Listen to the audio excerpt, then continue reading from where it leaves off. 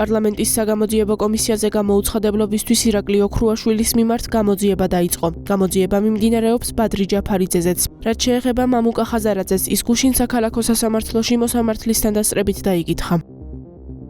ის რაც არ არის ლეგიტიმური ლელო ძლიერი საქართველოს წევრებისთვის არ წარმოადგენს იმ ადგილს, სადაც ჩვენი პარტიის დამფუძნებლები და ლიდერები უნდა მისულიყვნენ და გაეკეთებინათ იქ განმარტებები. ადამიანები არიან შეშინებულები კომისიაზე მისვლით, ვინაიდან იციან, რომ საქართველოს მოსახლეობის ძალიან დიდი ნაწილი უყურებს პირდაპირ ეთერში ამ საგამოძიებო კომისიას.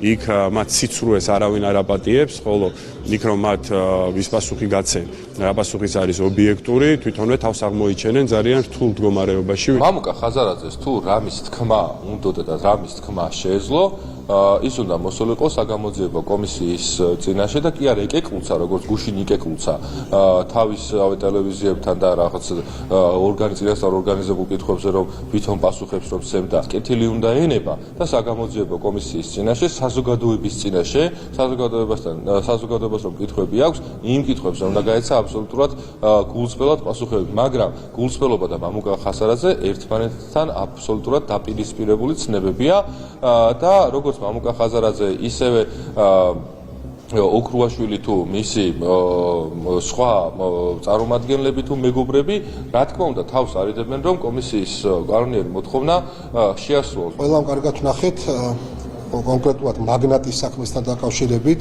მთელი ის პროცესი, რომელიც წარიმართა კომისიის ფარგლებში, ახლად გამოჩნდა მათი დამოკიდებულებები, იმ სისტემის ერთ-ერთი მონაწილე ელემენტის როლი ბიზნესის, ისე ვთქვათ, რეკეტის საქმეში, ეს ნათლად გამოჩნდა ამ კომისიაზე. სწორედ მათი ეს ქმედება არ გამოცხადება კომისიაზე, მეტყველებს მათ დამოკიდებულებაზე და რეალურად მეტყველებს მათ წარსულ ბმაზე რეალურად ამ საქმესთან დაკავშირებით, რაც არ უნდა, ესე ვთქვათ, თავისი ვიწრო პოლიტიკური ნიშით ფუთონ ეს ყველაფერი.